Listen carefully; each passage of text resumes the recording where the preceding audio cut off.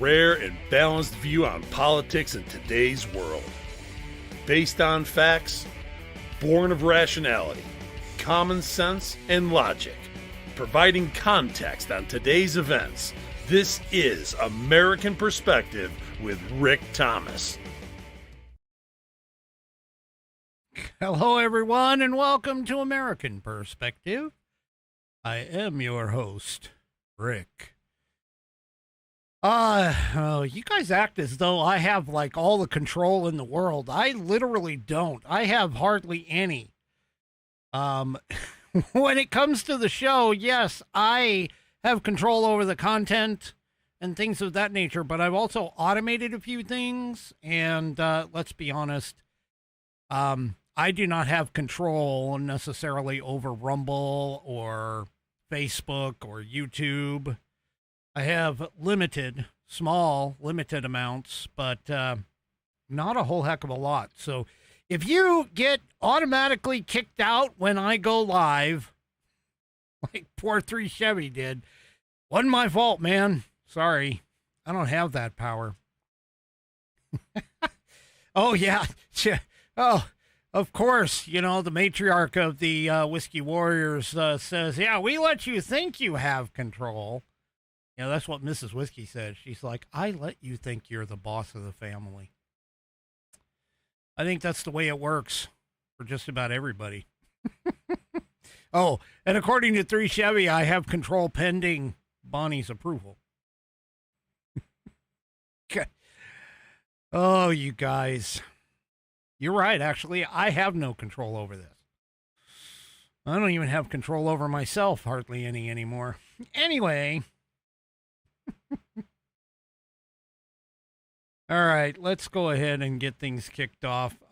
Tonight, at the request of the unofficial producer, I have permanently now swapped her position with Fat Paws. And so now, whenever Bonnie's pledge comes up, Fat Paws' pledge will be right afterward. Because I'm sure that Fat Paws, being the gentleman that I am fairly certain he is, would let Bonnie go first. So now, from now on, that's going to be the order. So when you hear Bonnie, you will hear Fat Paws. Now, I can't guarantee I'm going to always wear the Fat Paws shirt like I'm wearing tonight for his pledge, but you know, we did it tonight, obviously, to honor him, as it were. Now, tonight I am not drinking. Unfortunately, I think he was a Woodford Reserve fan, and I unfortunately don't have any Woodford Reserve. So tonight, I am drinking out of the Buffalo Trace for tonight. And, yeah. So, anyway, there we go. Yeah, he was a Woodford Reserve fan. I thought I recalled that properly. So unfortunately, I don't have any Woodford Reserve on my shelf right now. So he's just going to have to deal with Buffalo Trace, I guess. Anyway, let's go ahead and get things kicked off for tonight.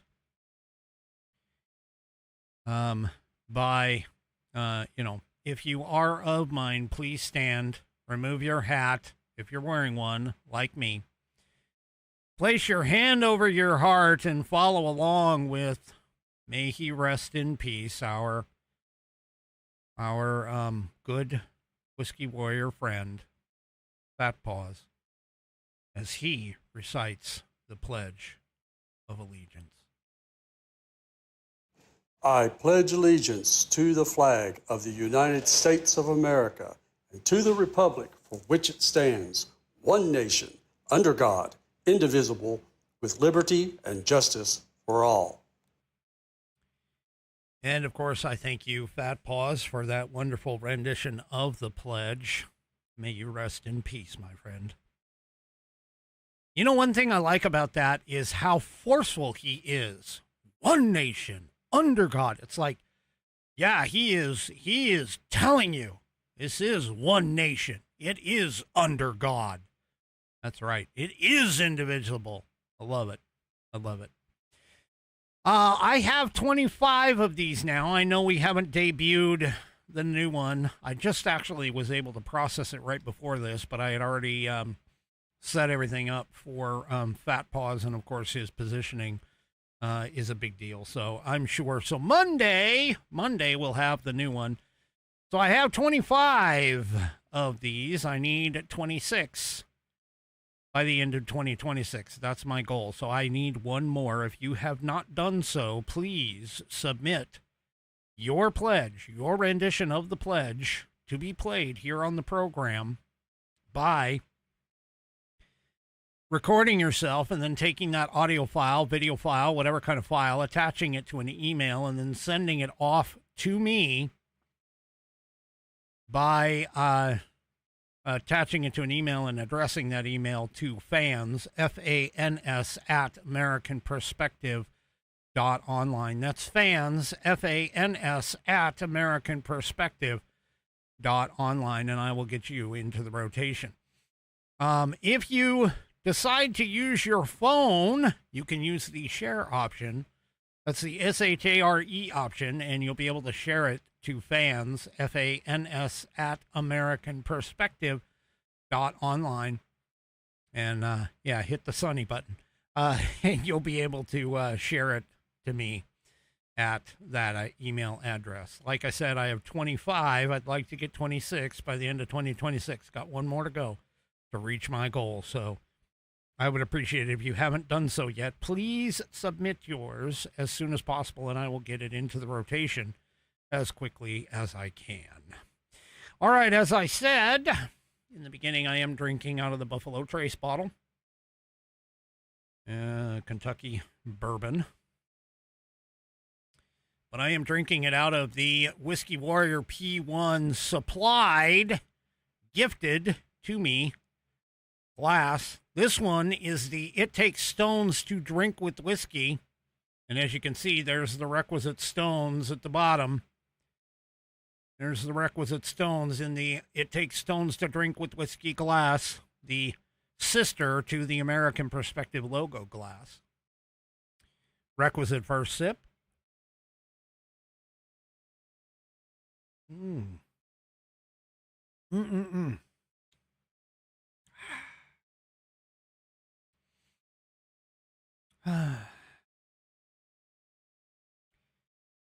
Maybe one of these days when I retire. Who am I kidding? But maybe one of these days when I get an opportunity, I'll be able to sit out in front of a campfire with a cigar and whiskey and some bourbon, some Kentucky bourbon, and be able to smoke the cigar and enjoy the bourbon and maybe have some Whiskey Warrior P1s hanging out with me. That would be kind of fun. Maybe someday. Anyway, all right, let's go ahead and get over to tonight's headline sponsor, which is none other than, as soon as I can get there, theamericanview.com. And you can get there. Well, I mean, the company's called The American View, all right, but their website address is theamericanview.com. That's theamericanview.com. Oh, pie. Prayers and condolences sent out to you, pie. Anyway, theamericanview.com, formerly known as the Institute on the Constitution. And they have a singular vision, which is to create a nation of effective and influential contributors to the American government, society, and culture, prepared by educational resources focused on the biblical and transformative heritage of America's founding. And you can start helping them out by being a defender of truth, liberty, and God-given rights by taking their U.S. Constitution course. It is on sale. right now for $76. That's a good price, folks. And that is for the 250th anniversary of this country. Okay. 250th anniversary, $76 for the U.S. Constitution course. And what you can do is you can head on over to their courses page, click on U.S. Constitution course, and you'll be able to start your constitutional journey by getting lesson 1 for free. Enter your first name, last name, your email address when you head on over to theamericanview.com/study. And you'll be able to click that Get Lesson 1 free, and it'll be delivered directly to your inbox of your email. These are nationally recognized. It's 100% online and short. They are 15 to 20 minutes long once a week, and you'll be able to study the entire Constitution with the founders or learning from the founders.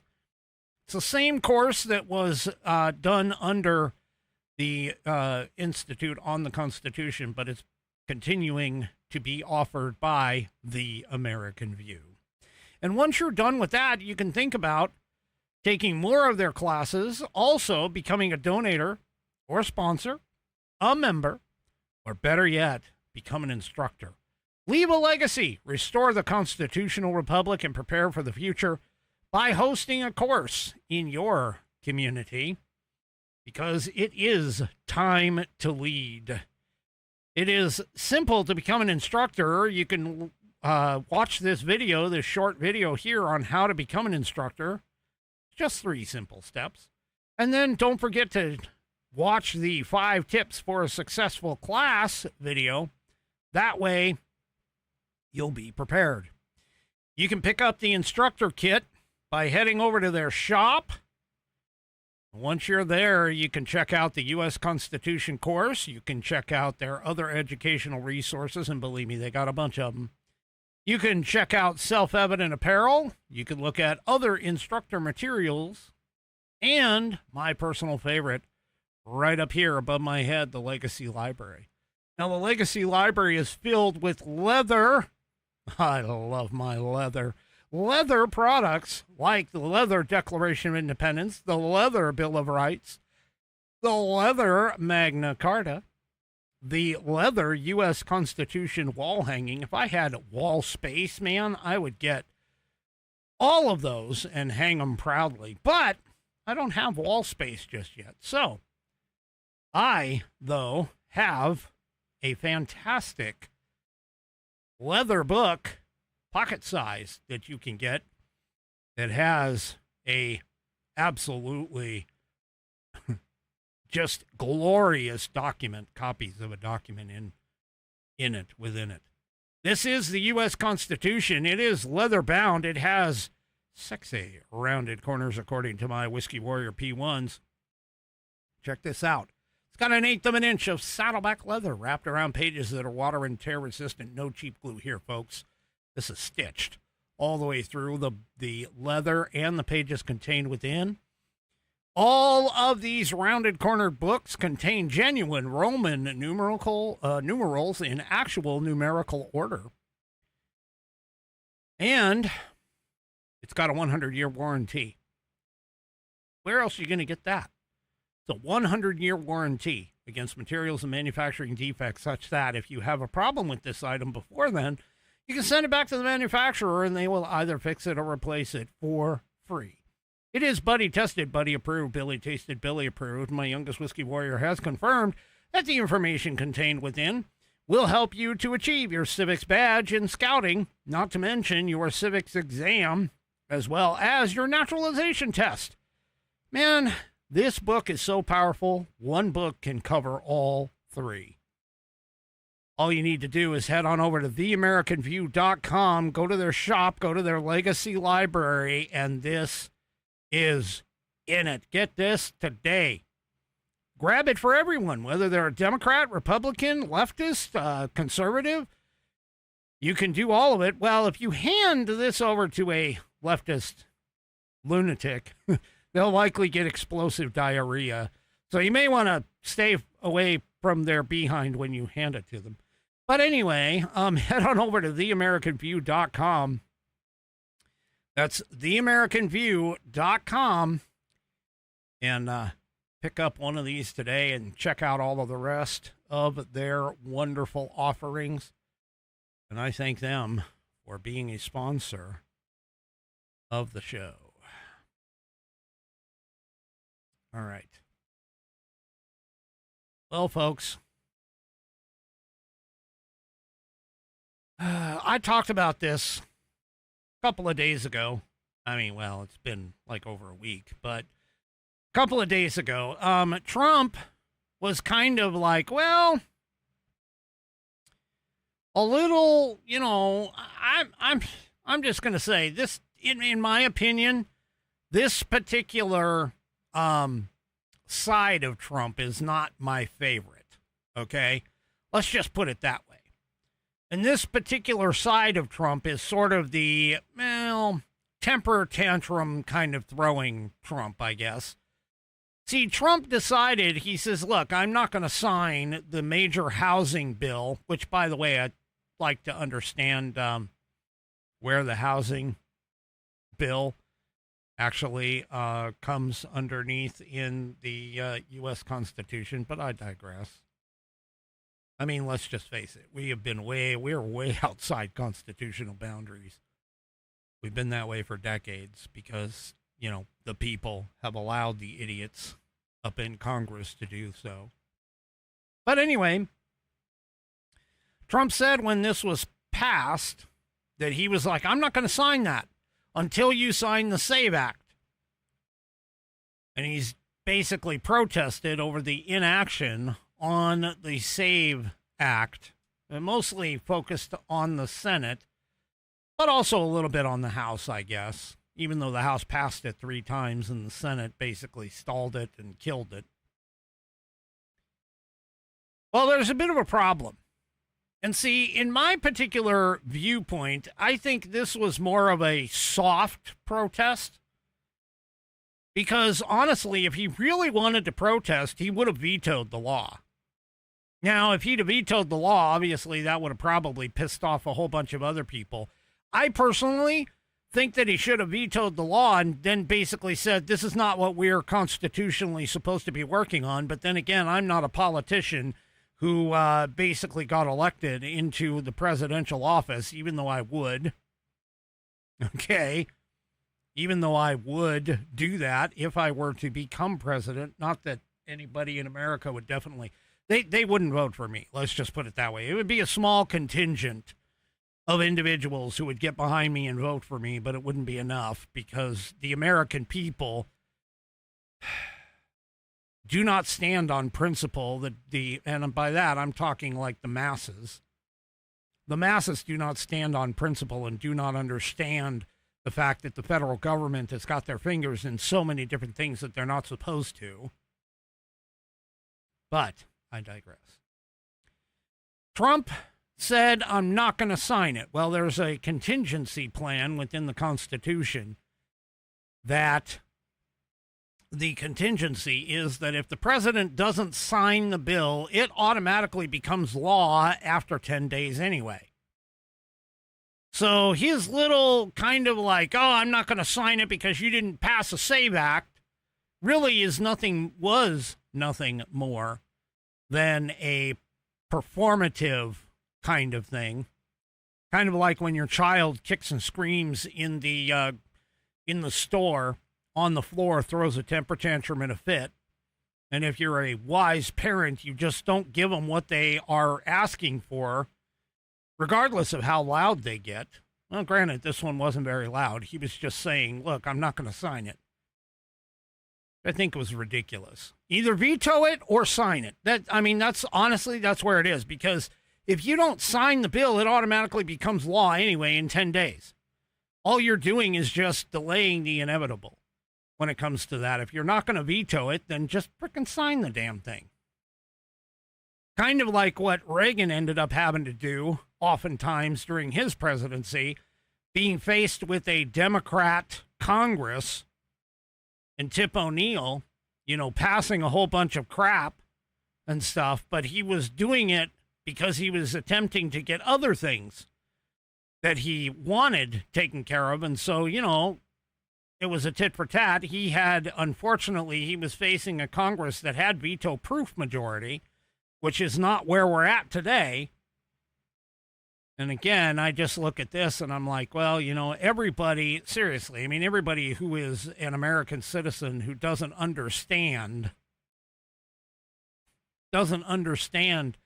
what our Constitution actually says. And believe me, I'm finding out more and more there are a bunch of people who don't have any idea what the Constitution actually says.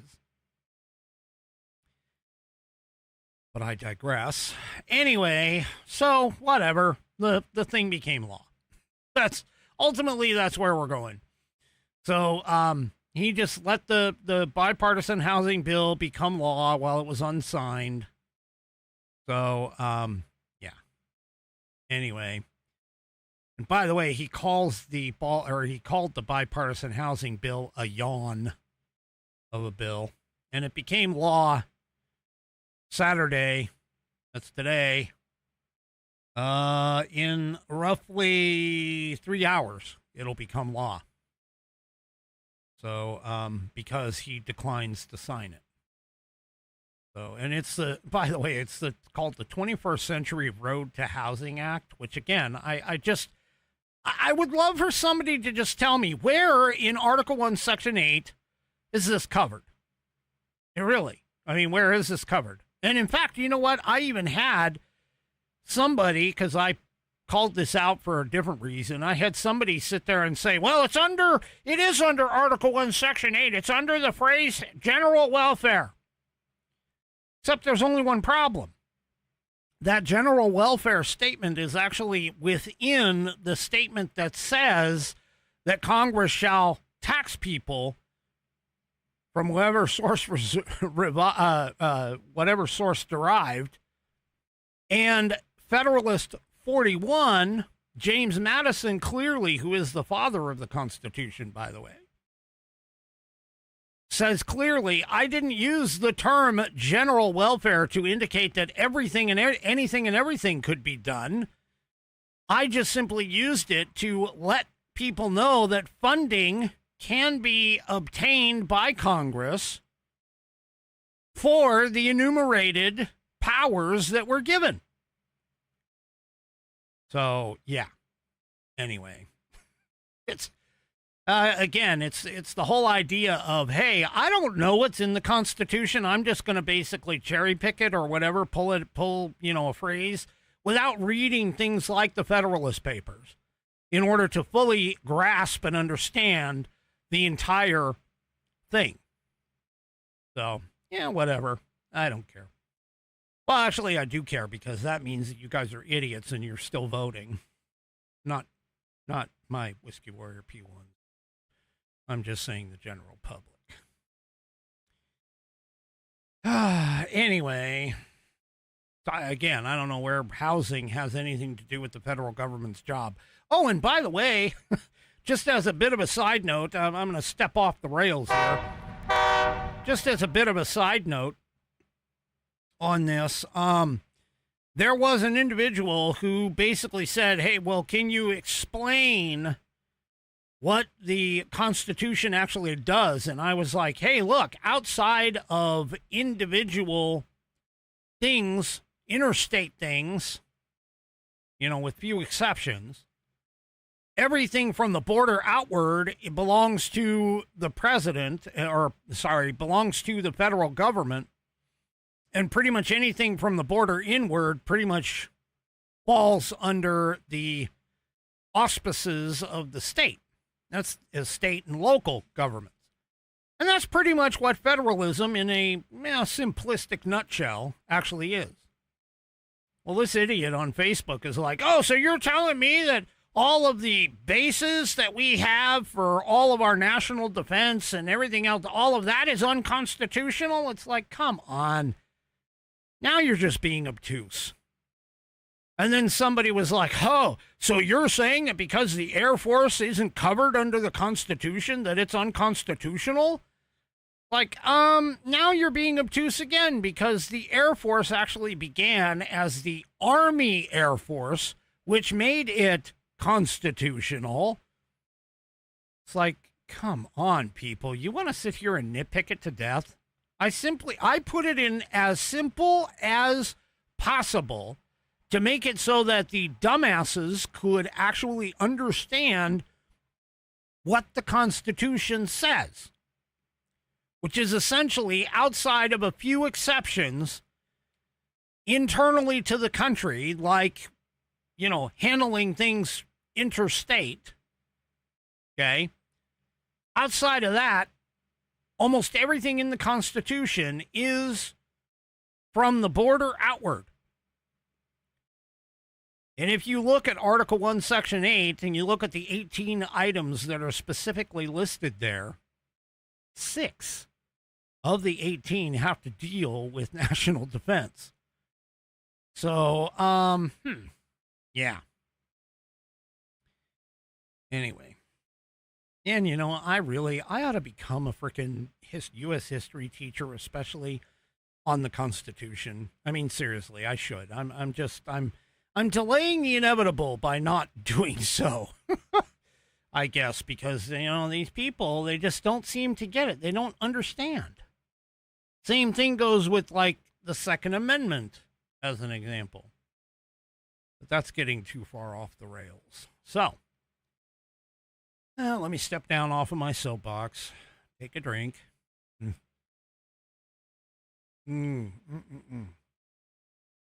Of this wonderful elixir. And get back to where we are. All right. So. Here we are in Maine. Plattner finally filed his paperwork. Mike Wazowski, you forgot your paperwork again. Yeah, no. Finally, Plattner filed his appropriate paperwork and his appropriate paperwork to withdraw. Well, that's now kicked off this entire thing. And the Maine Democrats are trying to ply the lie that, guess what? This is a, quote, fair and inclusive process to select a new U.S. Senate nominee for the Democrats. I have a suggestion, Democrats. If you really want fair and inclusive, then open it up and run another primary. Pretty simple, if you ask me. But no, that's not what they're going to do. I can almost guarantee you that's not what they're going to do. See, the Democrat heads and the money, meaning the financiers behind it, they're going to select their nominee. I can almost guarantee you that. Yeah. So, according to the Democrats, as of late Thursday night, they said, the fair and inclusive process to select a new U.S. Senate nominee is underway. Maine Democrat Party Executive Director Devin Murphy Anderson released a video update shortly before midnight detailing, the process of choosing a replacement for scandal-plagued Graham Plattner, who suspended his campaign. She said, as you all know, we have been absolutely committed to transparency. So even though it is incredibly late at night, really? She goes, I am coming to you live on the ground from the Maine Dems headquarters. And she announced that the process for the U.S. Senate candidates is now live. She goes, candidates now have the ability to submit their declaration of intent and begin engaging Maine Democrats in earnest by earning their support and collecting signatures. We are fully committed to transparency, so we are making those candidate rules available to everyone. And you can read them at maindems.org. Yeah. Anyway. Sure. If you honestly believe that just anybody who gets nominated or puts their name in the hat for nomination is actually going to get any kind of a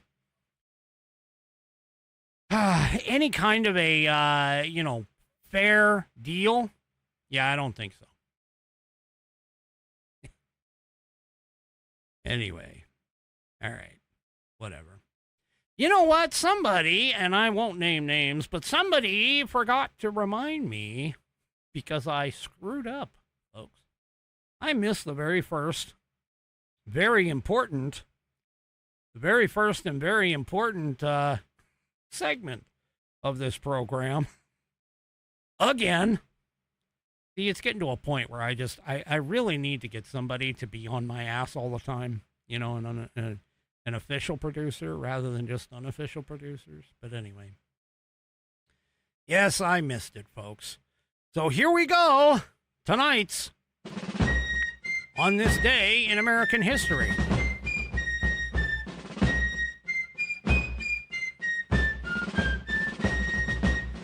All right, and for tonight's On This Day in American History, well, for all of them, we read from the American Patriots Almanac, written by William J. Bennett and John T.E. Cribb, chock full of all kinds of information and factoids about this country, this wonderful country that we call home. No, I'm not going to blame you. I'm not going to blame you, an official producer. Not going to do that. Anyway, it's all on me because I'm the one that actually, you know, really runs the show here. Anyway, let's talk about the most famous duel between Aaron Burr and Alexander Hamilton. July 11th, 1804 brought the most famous duel in American history and the fatal shooting of one of its nation's founders. The duel between Vice President Aaron Burr and former Treasury Secretary Alexander Hamilton was the result of long-standing enmity. Politics and personal insults had driven the two men to detest each other. In 1804, when Burr ran for governor of New York, Hamilton attacked his character, denouncing him as an unprincipled adventurer. Burr lost the election and demanded satisfaction of Hamilton, and in those times, that meant a duel.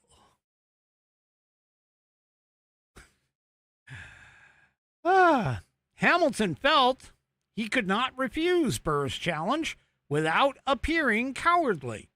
It would not have been an easy decision. Hamilton's eldest son, Philip, had been killed in a duel. Hamilton apparently made up his mind to throw away his first shot at Burr, even if it meant death. He was resolved to live innocent rather than die guilty of shedding another man's blood. Early on July 11th, the two men faced each other on the dueling ground at Weehawken, New Jersey. Hamilton fired into the air, missing Burr on purpose. Burr leveled his pistol and shot Hamilton in the abdomen, the bullet passing through his enemy's liver and diaphragm. Hamilton knew the wound was mortal. His friends ferried him over the Hudson River to New York City, where he died after 30 hours of pain. His death was widely mourned, even by political opponents, and he was the only one of the founding fathers to die a violent death. Burr was indicted for murder but not arrested. He fled New York, eventually returning to Washington, D.C., where he finished his term as vice president.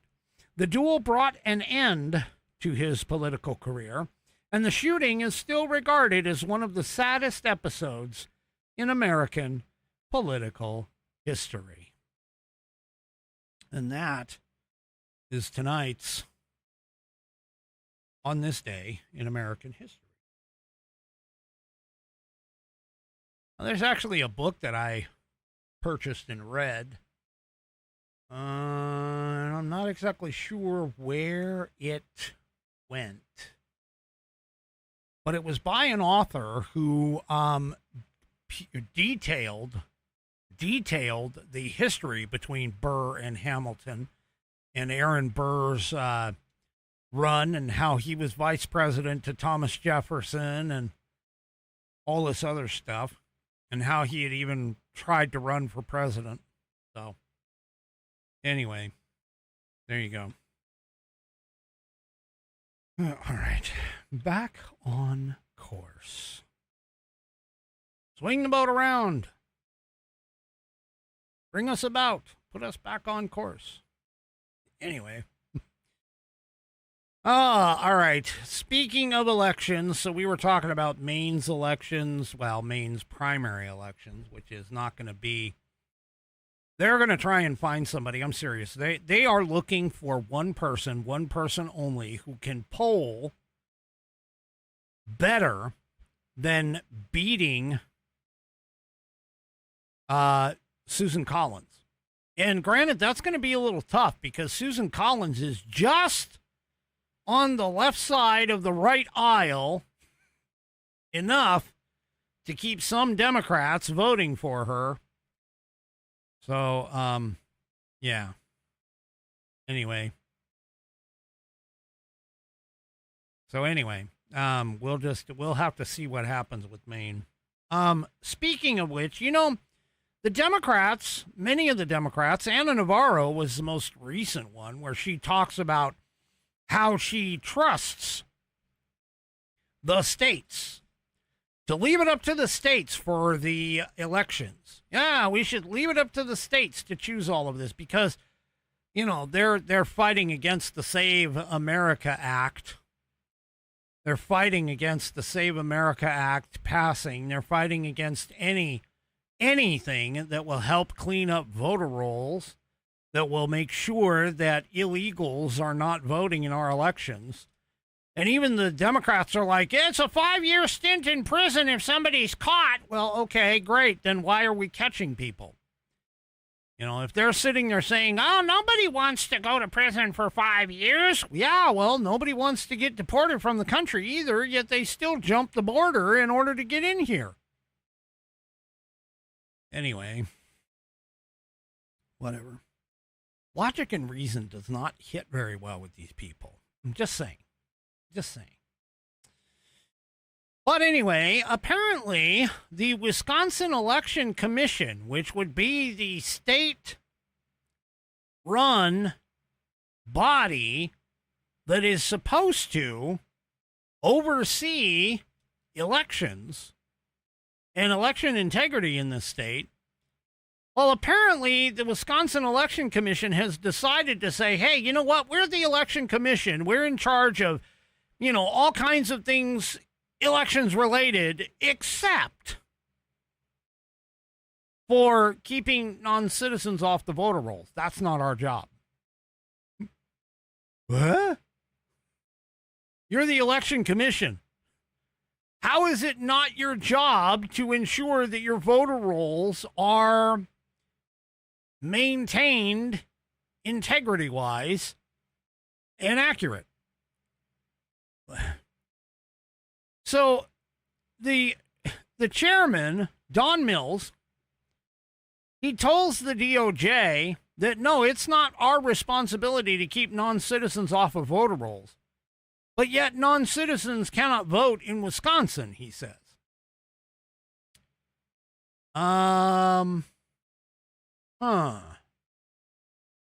That's kind of interesting. I'm not quite sure I understand where that logic comes from, but according to this article in Just the News, Wisconsin's elections managers are reminding everybody that non-citizens are not allowed to vote in the state, but that the state's elections commission is actually stopping short of promising to work with the Trump administration to make sure that they don't. So the Justice Department, you recall, I talked about this episode or two ago, where Harmeet Dillon sent a letter to all 50 states that promises to prosecute any election manager who knowingly retains non-citizens on the state's voter lists or facilitates non-citizens in receiving and casting ballots. They could be subject to criminal liability. And it continues and says an intentional act is aimed at diluting the votes of citizens could also constitute a violation of federal law, which would make it unlawful for two or more persons to conspire to injure any person in the exercise of that person's constitutional rights, the letter states. We encourage you to contact us to discuss what steps your state should take to maintain clean voter lists as required by law. Well, Wisconsin Elections Commission Chairman Don Mills said that, well, you know what? Non-citizens cannot vote in Wisconsin. Yeah, well, non-citizens cannot vote in federal elections either, yet we seem to have non-citizens voting in federal elections. I mean, we just had an Australian woman who purported to be an American citizen vote when she wasn't. So, yeah, it doesn't happen, but yeah, it's good that it does. Anyway, this same person told the DOJ that the Elections Commission itself is not in charge of accepting ballots at Wisconsin's polling places or maintaining local voter rolls. Said other than very limited circumstances, the WEC has no authority to remove voters from Wisconsin's statewide voter registration list of active voters. Nevertheless, the WEC is committed to assisting municipal clerks with identifying possible ineligible voters so that clerks can determine whether those voters should be removed from the statewide voter registration list of active voters. Now, keep in mind that Wisconsin voters approved a constitutional amendment back in 2024 that officially bans non-citizens from voting in the state. Because there's not much of a history of non-citizens voting cases in the state. A recent review found just one case from Chippewa Falls back in 2016 where a non-citizen actually cast a ballot. However, Wisconsin state law leaves the enforcement of the non-citizen law up to local elections clerks. Clerks are responsible for checking IDs and making sure that ineligible voters don't vote. Wait, hold up. Wisconsin is checking IDs? Oh my gosh, this is a novel idea. Wisconsin's already checking IDs. So then I guess Wisconsin shouldn't care whether or not the SAVE Act is actually passed. So, anyway. By the way, Wisconsin law does allow immigrants and other temporary visitors to use their non-citizen IDs as voter IDs. There's nothing in those temporary or non-citizen IDs that says that they're not a citizen or not able to vote. Oh, damn. I thought we were on to something here. No. No, apparently not.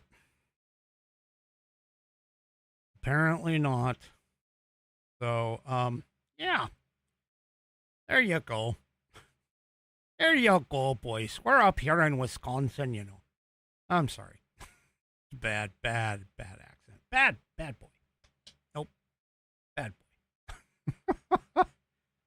Anyway.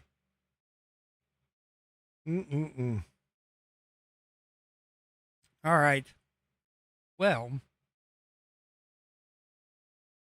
All I can tell you is that these state laws that, Anna Navarro is saying that she trusts, yeah, I don't think I trust them.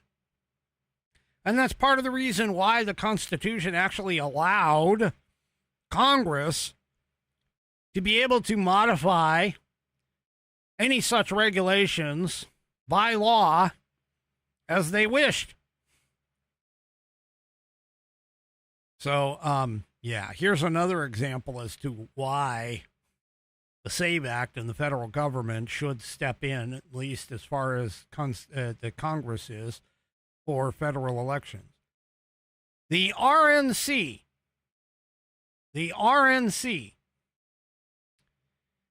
sues New Jersey over, well, what? Over what? Well, it's a law. It's a law.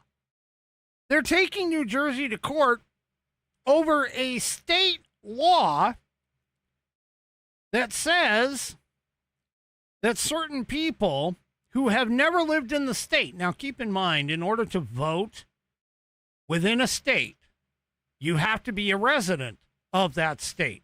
In order to vote in that state's federal elections, you have to be a resident in that state.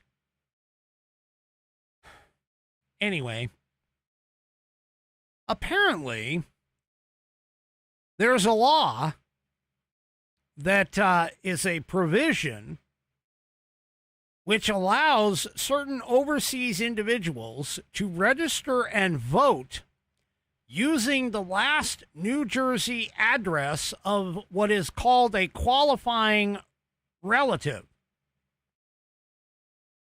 Now, Republicans are arguing, the RNC is arguing that this state law exceeds the state's constitutional authority by extending voting eligibility to what they call never residents. So let me see if I get this right. Okay. By New Jersey state law, I don't actually have to be a resident, but a qualified relative of mine who might have a residence in New Jersey, I can go, I can actually go and say to New Jersey and say, hey, I don't live in New Jersey, but I have a relative who lives in New Jersey. And so I want to vote in New Jersey because that's where I'm from. And here's the address. Really? Anyway, I can't, I mean, why are we even arguing over this? I mean, seriously, that's just like how the states had their own dates for elections, and the federal government decided, the Congress decided, hey, whoa. Every single state having their own date for elections doesn't work. We need to actually put them all on the same day, the second Tuesday of November. And that's how that law came into being. Well, why can't we just sit here and say, whoa? No. You have to be a resident of the state. You have to be a proven U.S. citizen in order to vote. I mean, that's pretty much what the SAVE Act is kind of saying, although without the state part. But anyway, according to the lawsuit, the RNC chairman, Joe Grunters, or Greuters, I should say, Grutters, Greuters, said in a statement, he goes, Democrats are allowing certain people who have never lived in New Jersey to vote in the state's elections. The RNC is taking them to court to stop this unconstitutional scheme, protect lawful voters, and secure New Jersey's elections. Yeah,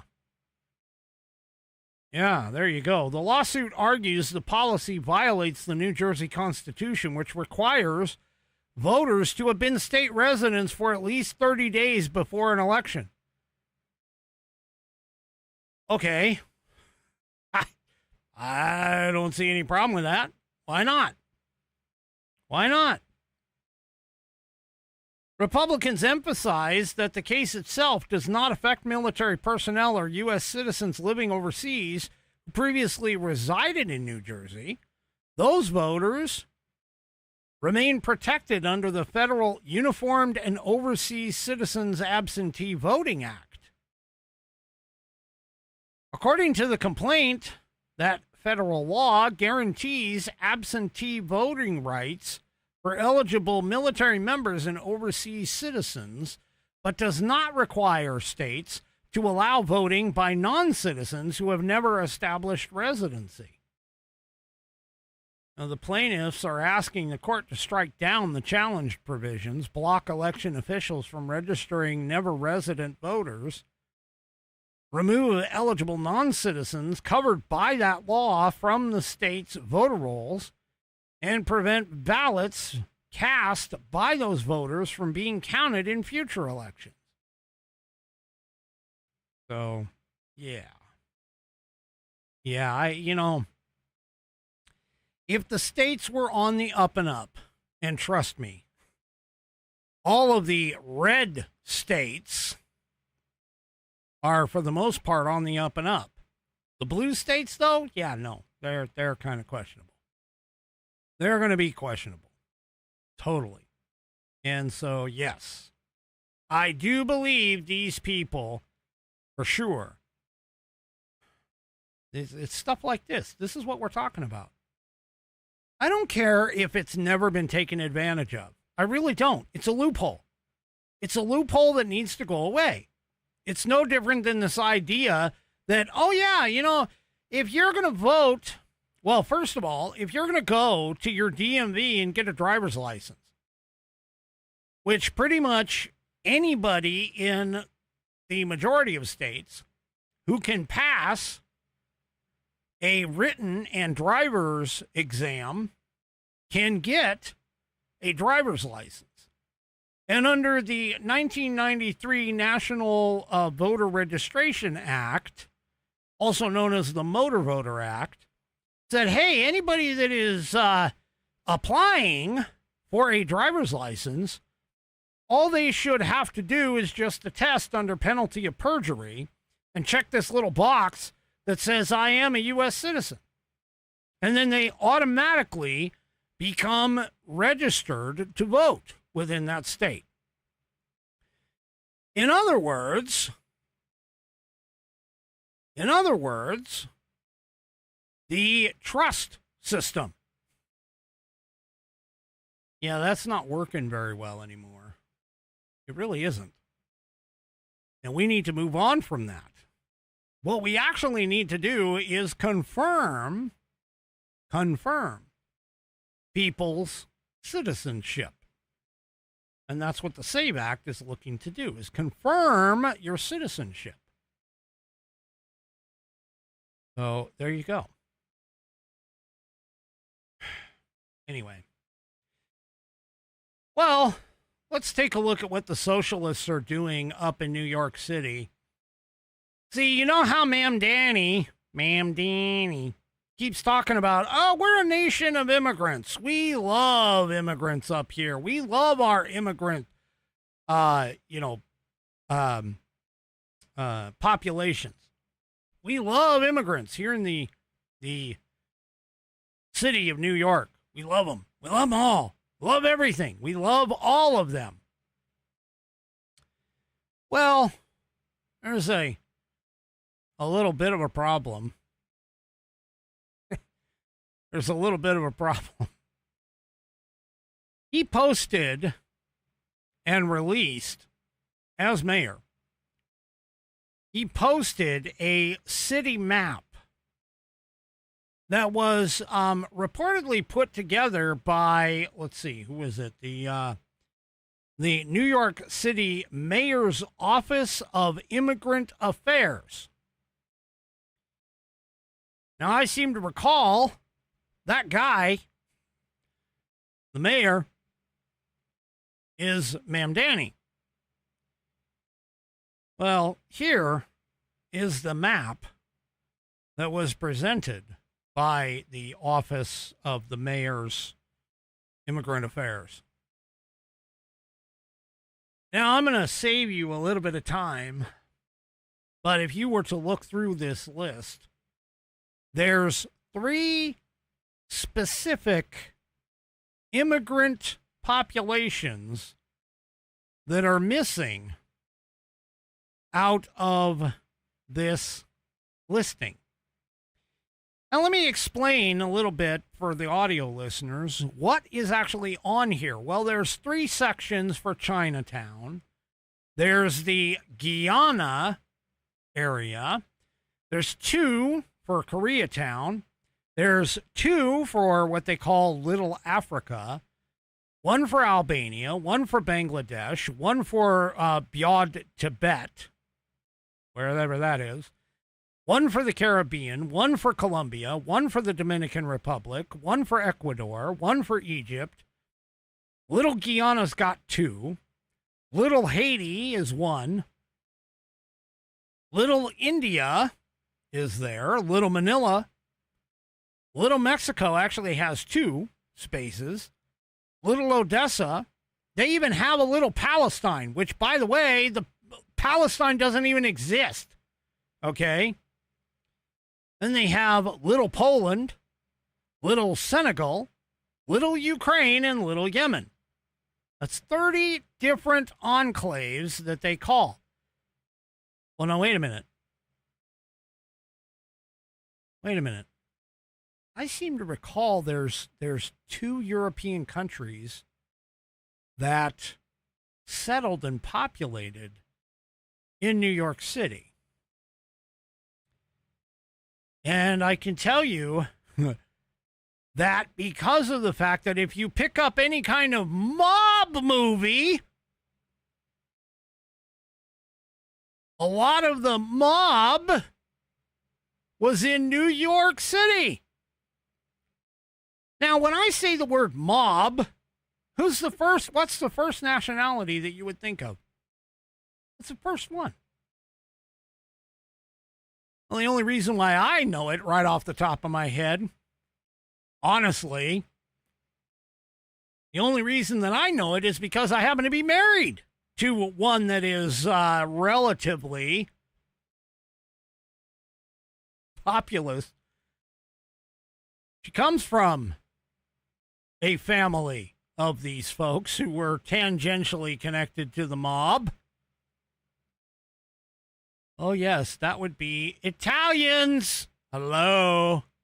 Little Italy, which is a huge population and part of New York City, doesn't even make it to the map. You know what's also missing? There's another population, European population, that's missing. Yeah. Called Irish. The Irish are missing from this immigrant enclaves. And one could argue that the Italians and the Irish, they actually made up a large section of New York City. They have a huge segment of the history of New York City. Yeah, they were left off too. You know who also isn't connected to New York City? That has a, significant immigrant population within New York City? Yeah. And guess what? That looks even worse than the Irish and the Italian. That would be the Jewish population. Yes, there are a lot of Jews within New York City. Does anybody remember the Jewish individual who got shot outside of a synagogue here within the last 6 months? I believe it was. You remember that? Yeah. Yeah, they were left off of this map also. Ma'am Danny, who says that he loves all of the immigrants that come to New York City, all of them. Yeah. Well, you left off the Italians, which, by the way, roughly 1/3 of the Italians that came to this country during the, let me see. Let me see if I can recall.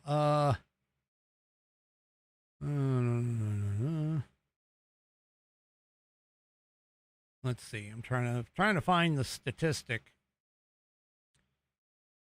But according to the Library of Congress, more than 4 million Italians immigrated to the United States between 1880 and 1924, with roughly 1/3 of that 4 million settling in New York City. Oh, ouch! A very large segment of New York City's population, ancestral population, has been left off the map. Now, the New York City Tourism and Conventions is attempting to pass this off on Eric Adams, because they're basically saying that the map was created back in 2023. But yet, Mamdani said that his administration added a few neighborhoods since taking office. Why wouldn't he notice that Little Italy it wasn't on there? I mean, hello, here's a photo of the entrance to what is called Little Italy in New York itself. Okay, wait a minute. How is it that you, as the mayor of New York, sorry, I'm trying to center it here. How is it that you, as the mayor of New York, miss this big ass sign that says "Welcome to Little Italy" in Manhattan, no less? Yeah, it was omitted. Oh, but I would say, but my office, even though this map was created in 2023, my office went ahead and added some things. I'll tell you what he probably added was like the little Africa, the little Senegal, the little whatever, all of those.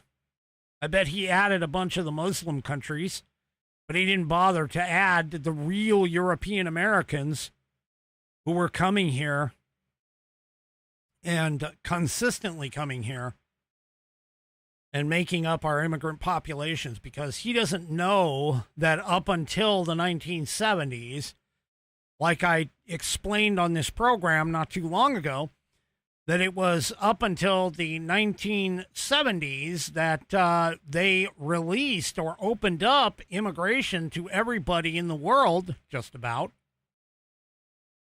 That we actually had immigration laws that prevented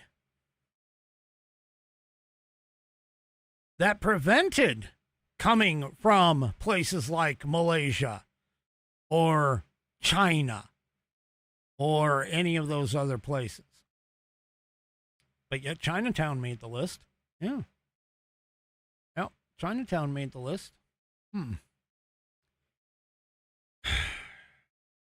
Telling you, these people are attempting, and I'm being serious here, these Democrat Socialists of America are going to be attempting to rewrite our history, to rewrite factual stuff in order to push a narrative.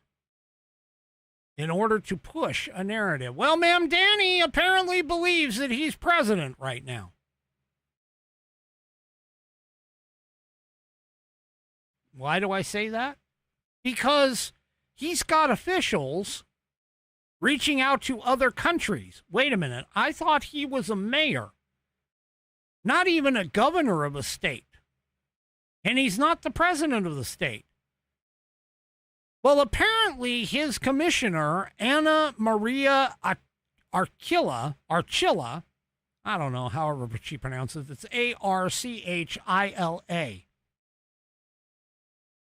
Apparently she had scheduled a sit-down with none other than an Iranian envoy. Wait a minute. Aren't we having a dispute, to put it mildly, with Iran? Wouldn't this fall under the, what do they call it, the Logan Act? Wouldn't that fall under the Logan Act?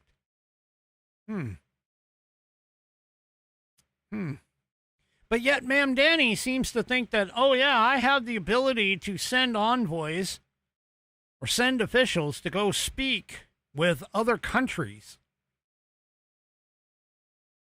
Really?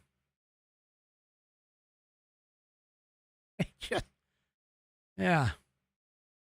Well, his official who planned the meeting, well, that got squashed. The U.S. State Department said, you know what, that's it. Yeah, that ain't happening. You're not doing that. And it's a good thing, too, by the way. She was scheduled to meet with Iran's permanent representative to the United Nations, according to the City Journal. And a U.S. official familiar with the matter had confirmed that the meeting had been scheduled. Now, this is the second time that the U.S. State Department has intervened in this little meeting thing. Yeah. Ma'am Danny's administrative contacts with foreign leaders. What the hell is he doing with foreign leaders anyway? I mean, let's be honest. If he is trying to negotiate something, yeah, that's called a Logan Act violation. Period. You know, the thing that they tried to get, what was it, General Flynn or somebody on? Whoever it was. Biden was saying, hey, Logan Act. Yeah. Right. Anyway, the Office for International Affairs coordinates closely with the State Department on many diplomatic matters because of New York City's role as host to the United Nations. Once the State Department became aware of the planned meeting, it called it off. No shit. It never should have even been planned. Anyway, the State Department officials met with Ma'am Danny's officials to clarify acceptable conduct. Yeah, they don't care. By the way, the Iranians declined to comment on the meeting. They basically said, Ma'am Danny, by the way, said during a press conference on Friday, he says, that meeting did not take place. It will not take place. And I did not know about it until there was a press inquiry regarding it. Really? You didn't know? Your own commissioner is doing it. Okay.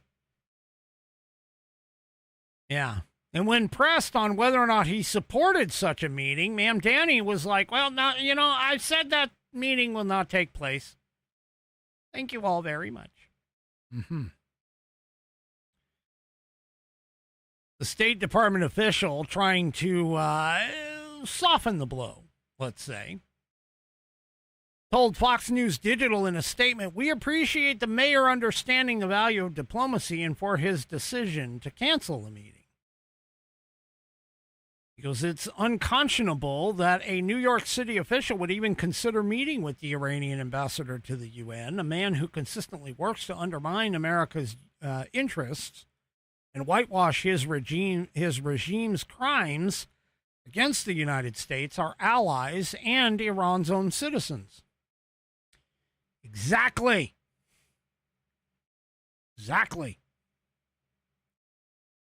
Keep in mind, Trump keeps reminding everybody that he is number one on Iran's kill list.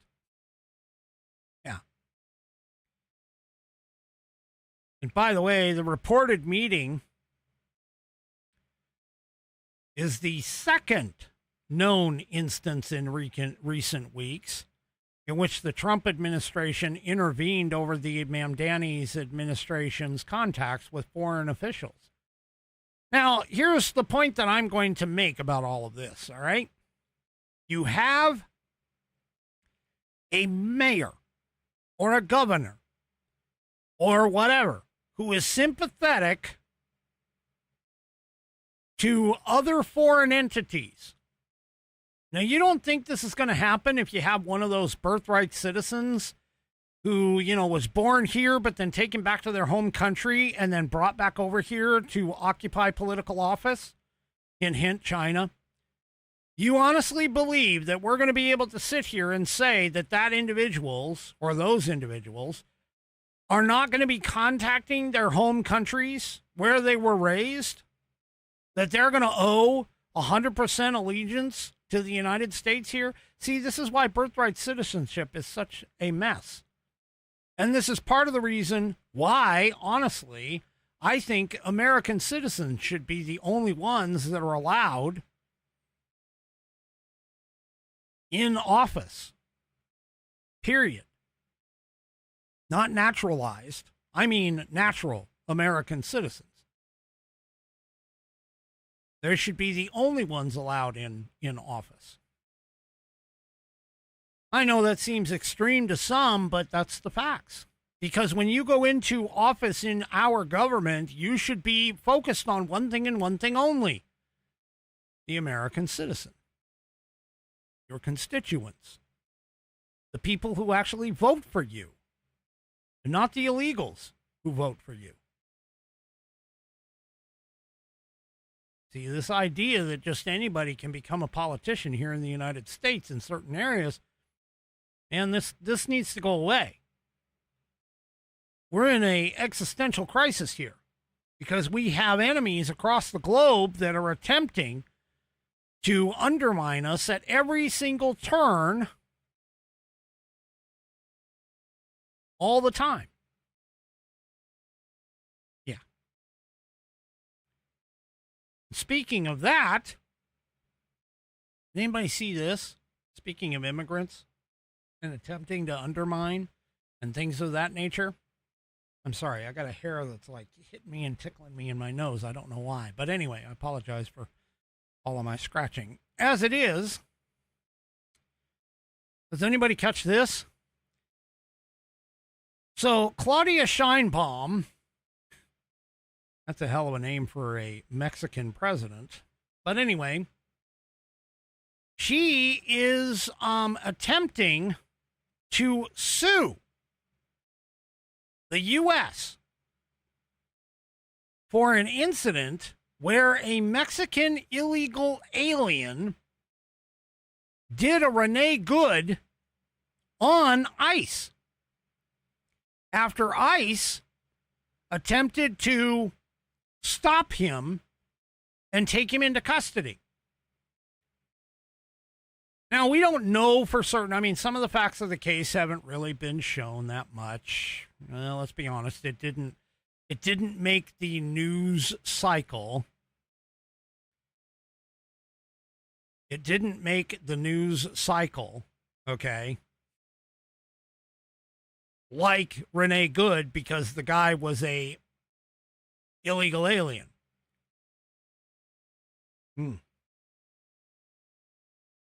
But all of that being said, what the hell does Mexico think that it's going to do? Mexico is apparently pressing for a legal response after this illegal alien was shot and killed in Houston. Yeah. I'm sorry, but there's nothing for her to stand on here. There's nothing for him to stand on. Now, she's vowing to pursue significant legal measures against the United States, but let's just talk about this really quickly in a very rational and logical manner. The guy was here within the United States borders. He was here illegally within the United States borders. He wasn't supposed to be here. That should be the end of the conversation. But instead of working with authorities, and this is what I keep saying to everybody and everyone who sits here and talks about how ICE is just randomly killing people and so on and so forth. And police, even the police. Oh, they're just randomly killing people. Here's a very, I'm going to break it down for you. Here's a very simplistic way to keep yourself alive when dealing with law enforcement. Doesn't matter who it is. Okay? Step number one. Item number one. Don't break the law. Oh, what? If you don't break the law, you don't attract the attention of law enforcement. If you don't attract the attention of law enforcement, your chances of having an engagement with law enforcement is relatively near zero. I'm not going to say it is zero, but it's relatively near zero.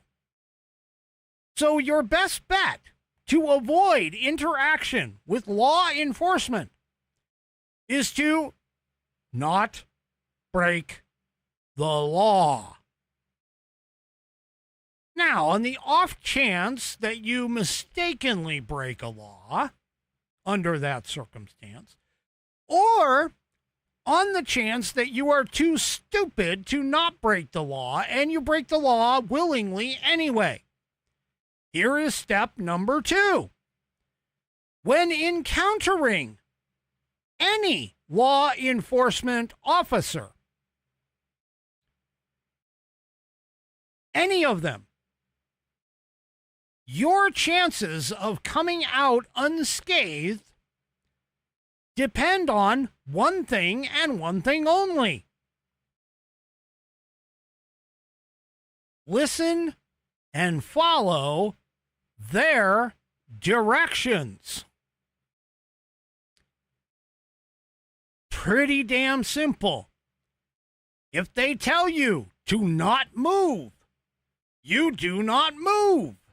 If they tell you to step out of your vehicle, step out of your vehicle. If they tell you to not reach for anything, do not reach for anything.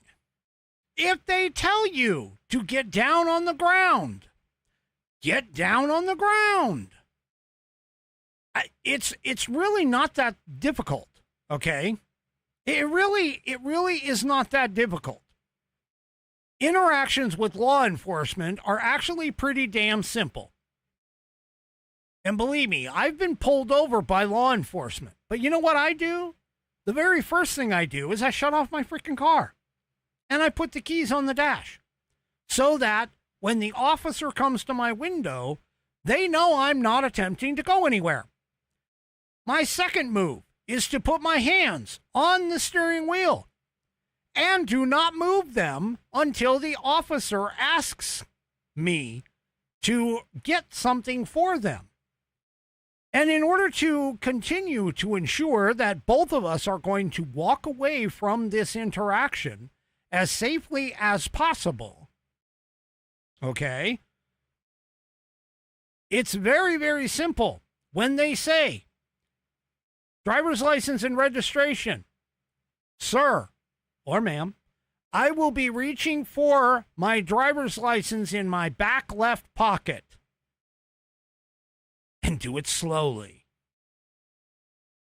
Then say my registration is in my glove box. I will be reaching for my registration now. Explain to them exactly what you are doing.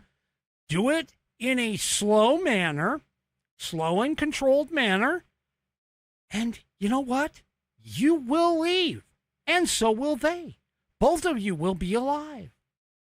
And unless you have wants or warrants or anything else out on you because you've been stupid and broken the law,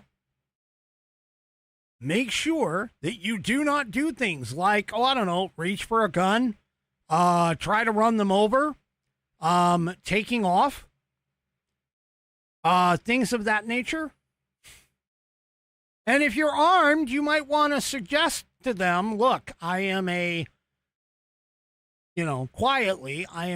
concealed carry permit holder, or if you have that situation, or you might just say, I am armed. It is on my, right side at my back. I am not going to move until you tell me what you want me to do here. Let them control everything. Let them control the entire engagement. And I guarantee you, you will walk away, regardless of your skin color as well, because contrary to popular belief, They don't run around here trying to kill black folks. I'm sorry, they just don't. That's not their interest. Anyway. Well, we have another case similar to Minnesota, only this one is in Illinois. Now, Illinois, like Minnesota, is a quote-unquote sanctuary state for illegal aliens, which I think is completely wrong. Shouldn't be anything, okay? Anyway, apparently ICE has asked Illinois not to release an illegal alien charged with, wait for it, raping a child. Yes. This apparent gentleman, I use that term extremely loosely. Illinois, ICE asked Illinois Democrat Governor Donuts Pritzker not to release an illegal alien who was arrested and charged with raping a 9-year-old disabled girl. This guy was a Venezuelan national. He illegally entered the United States during the Biden regime, was arrested in a place in Illinois, was charged with stalking, kidnapping, and raping a developmentally disabled 9-year-old girl as she rode her bike outside of her home. Prosecutors say the man drove up to the girl, grabbed her, forced her into his car, then raped her at another location. He was arrested at the end of June and now faces charges of aggravated kidnapping of a child, predatory criminal sexual assault, aggravated criminal sexual assault, and sexual exploitation of a child. But since Illinois has criminal coddling, known as the Safe T Act, many such violent offenders are booked and then simply released right back onto the streets, especially when they are illegal aliens. So ICE made a special request for Illinois authorities to place an immigration detainer on this guy. Yeah. Folks, this crap just needs to stop. It really does. This idea of sanctuary cities and everything else, all of that needs to quit. It just needs to stop.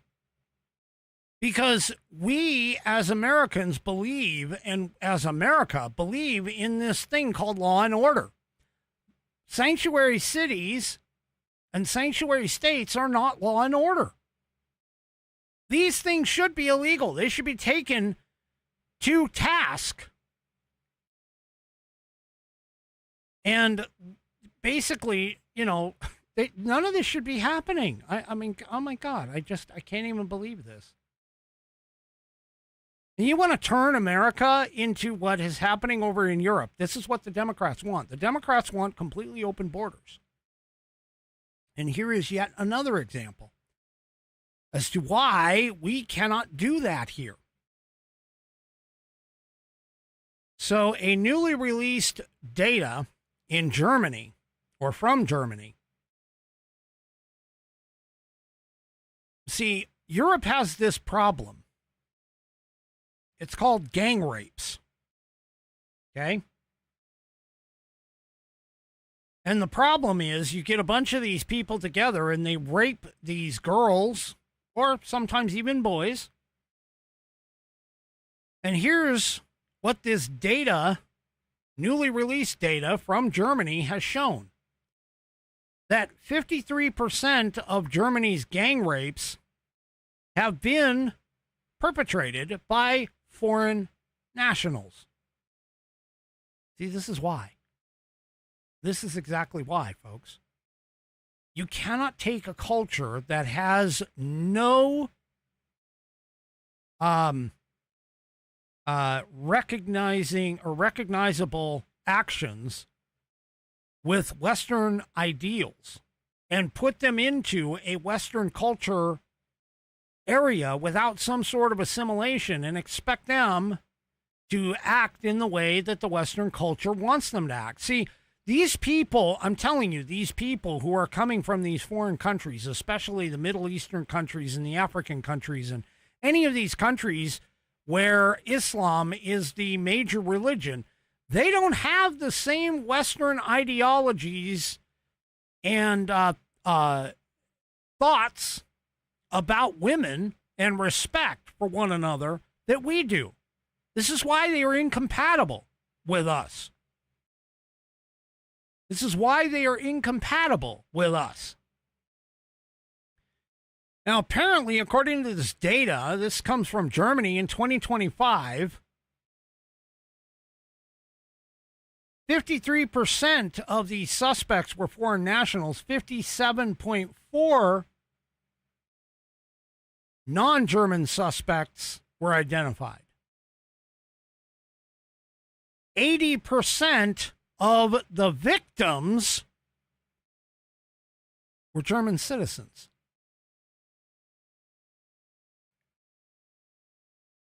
Now, think about that for a second.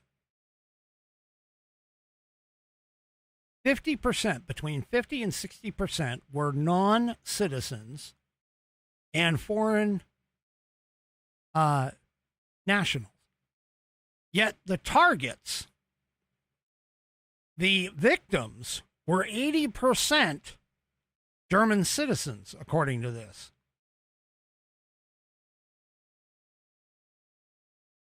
574 non-German suspects with 751 victims. And here's the largest groups that were suspects. Gee. Anybody want to take a guess what area they're from? Syria, Afghanistan, Iraq, and Turkey. All Muslim countries. Every single one. Authorities also recorded 509 German suspects, but crucially, they did not separately track whether German citizens have a migration background. So they could be a German citizen, but have a migration background from another country. They could be a migrant from another country, yet still be a German citizen. Yeah. You want America to take on this kind of thing? You want America to have this sort of illegal activity? Abhorrent activity? See, what a lot of people don't understand is the Judeo-Christian religion brought in Judeo-Christian values, tolerance, respect, acceptance. These kinds of things are Judeo-Christian driven values. And that's what drove the Western world to become what it is. Muslims don't have that. They treat their women like slaves. They even treat their boys and their girls. Their girls, if they're in a following the Quran, the true Quran, the basic Quran that even some people call extremists, women aren't supposed to even learn education. They can get married at any kind of an age. Young girls immediately becoming married. I'm talking like prepubescent girls becoming married. This is not what we need in this country. You can call me xenophobic if you want, but the fact of the matter is they don't assimilate. They're not going to assimilate. They don't want to assimilate. They're not interested in Western culture. They're not interested in that at all. They have no interests other than to destroy it, to take it down. That's what they want.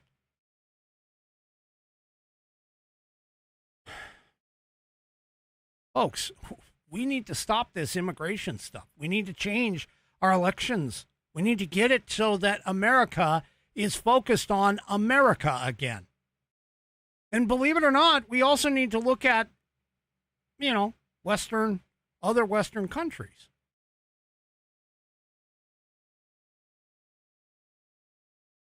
Anyway. All right, folks. That is it for me for this evening. Do me a favor. If you haven't already, head on over to rumble.com, get yourself an account. It is free. And once you are signed up and signed in, make sure that you search up the American Perspective channel and hit that green follow button to get notified every time that I go live. Also, too, don't forget to give me a thumbs up, a thumbs down, or in the case of 3 Chevy, a thumb sideways or maybe at an angle across all my platforms, whether it's X, YouTube, Facebook, pilled.net, or the aforementioned Rumble. We will see you on Monday, 5 p.m. Pacific, 8 p.m. Eastern Time, right here on American Perspective. Have a great rest of your weekend, and good night, everybody.